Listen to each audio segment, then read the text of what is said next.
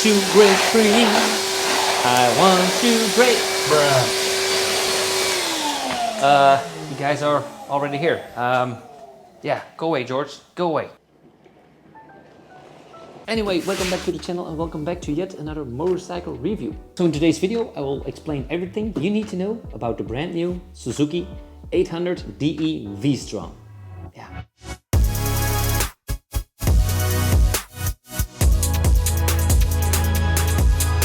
Now, the first generation of the Suzuki V-Strom was actually made in 2002, called the DL1000. Now, of course, 21 generations later, we have another 1050, but we also have a brand spanking new parallel twin one. That makes me wonder what the V-Strom stands for.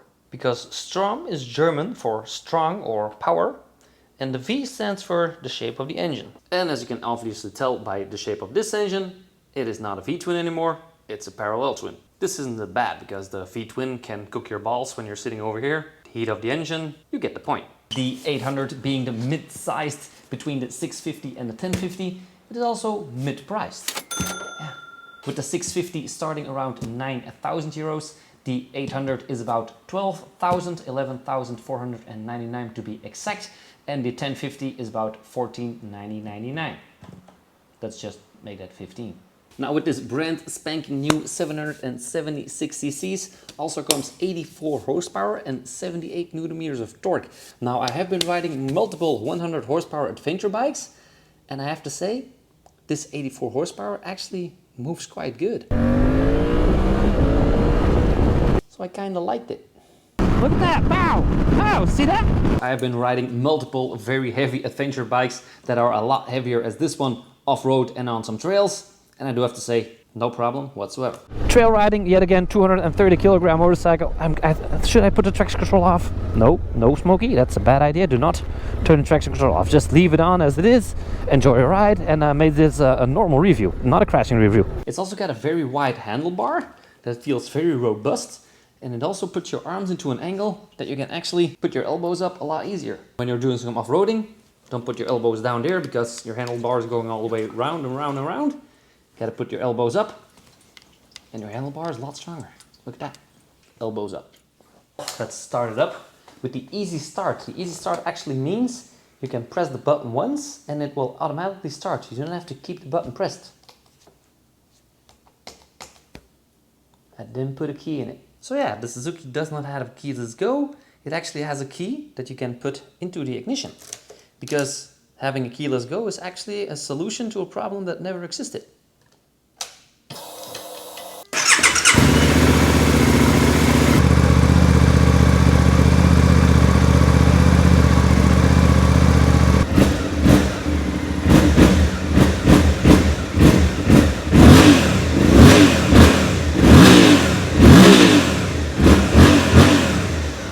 One thing I don't really get is why they actually made everything matte black.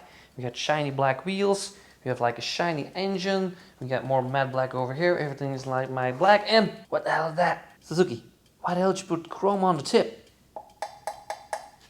What? In the front we have double 310mm disc brakes with a wave profile, a 21-inch wheel. In the back we have the 17-inch spoked wheel. Would have been weird if the front one was spoked and the rear one was not, with 260mm of disc brake. We also got a brand new black frame that is fully redesigned and everything feels and looks well designed and very strong. Now in the front we have 220mm of Showa suspension travel. Yeah, we have a Showa front suspension, look at that. That's some decent material right there. And 220 in the back. And in the back there we also have the Showa with a fully adjustable preload adjuster. And don't forget about the 20-liter gas tank. Now with 855mm of seating height, it is actually pretty easy to get on with my 1.76 meters. Also, just a small tip, if you're getting on a motorcycle and you want to put it straight up, don't put your handlebar to the left, because that's a lot harder to do. Twist to the right, and it will go easily. Smokey's tip of the day. Anyway, look at that, 855mm. It's like 1 foot down, the other one is touching the toes. It's like a very solid toe.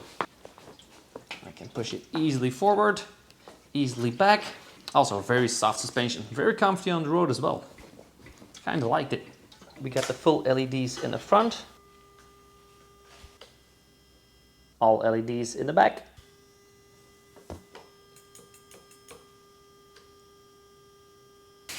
Now,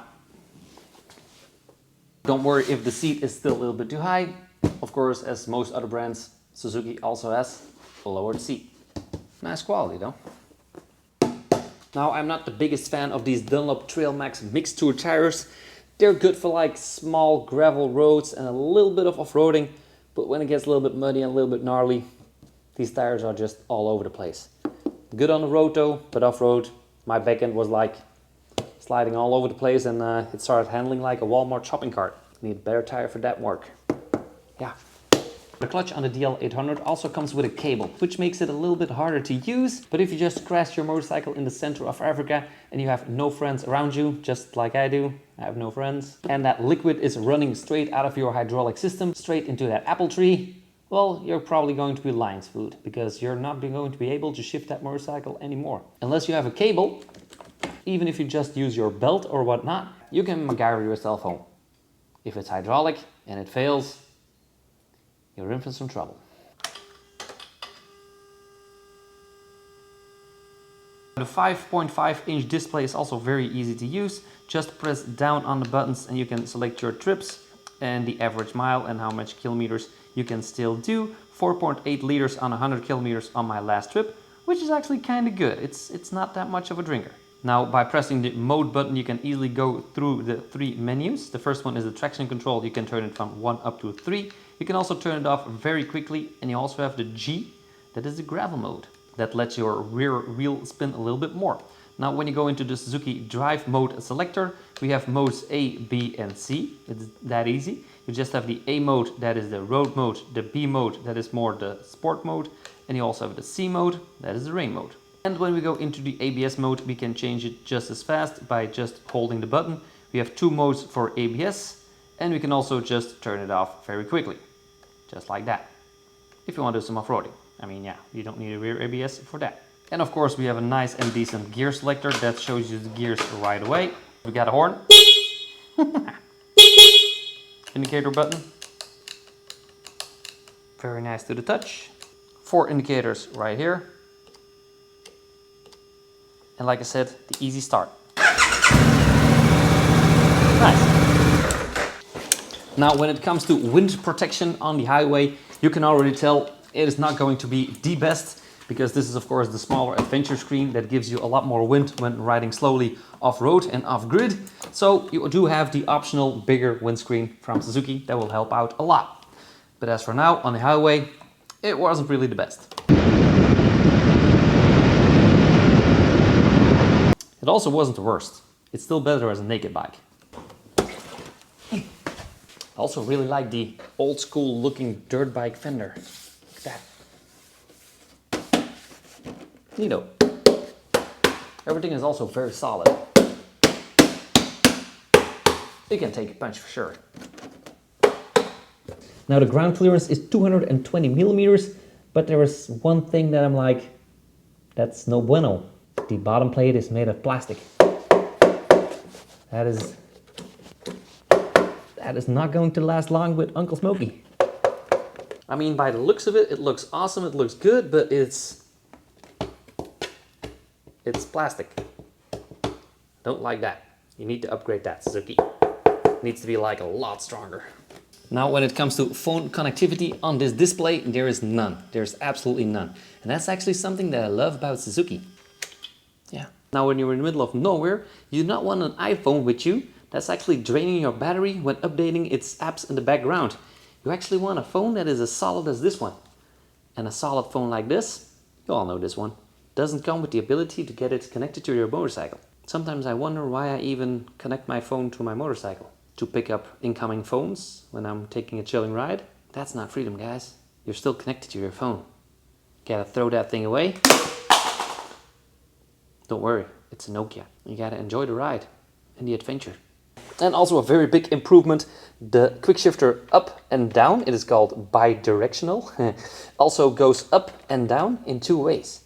It comes as stock, and that is a nice feature. Got a little bit of a tank protector here. We got a big rack in the back. Rubber foot pegs, but you also have the sharper ones underneath. 2 bolts, you can take the rubber out. We got the little USB port in the side right there. And as for stock storage compartments, I have been looking for it for a couple of minutes, but there is none. There's also not a lot of space underneath the seat. There is no extra room to store something. There's also like a rubber gasket here. Not really sure what that rubber gasket is for, but you know, we got a little bit of hardware material right here. We got the paperwork in here, the Suzuki book right there. This is not a lot of space underneath here. All good for the paperwork. And maybe that smartphone, I don't know. That might just work. If there's anybody here that actually knows what this rubber gasket is for, let me know in the comments, because I have no idea. Now, what I also like a lot about adventure bikes is that they have a double standard. The Suzuki does not come with double standard. It is an option though. There's a lot of things that you can get as optional pieces, but the double standard and maybe an aluminium or a soft steel skid plate would have been better as stock, but it does not. So we do have a couple options. It is a €335 for the center stand, €165 for the brake height adjuster, €368 for the aluminium skid plate, the heated grip set, €424. You also have a Suzuki genuine navigation bracket that is also placed on here. So your navigation comes right onto the handlebar right here and not on top of there. I don't really like that. I like to have my navigation a little bit more up there. And also when you have navigation right here, it's not going to work that good with your key. Because remember, it's not a keyless go. I want it up there. Yeah. But when it comes to my overall opinion, I'm gonna take it for another spin because I actually had a lot of fun on it yesterday. If you want to see that video, I will put it by the end of this video in the top corner. I really like that, so make sure you check that out for a full riding review. But the engine feels good, the ride is stable, and I actually had a ton of fun of it. Handling is absolutely top notch. I really liked it. Thanks all for watching. Don't forget to subscribe, like this video, and I will see you guys in the next one.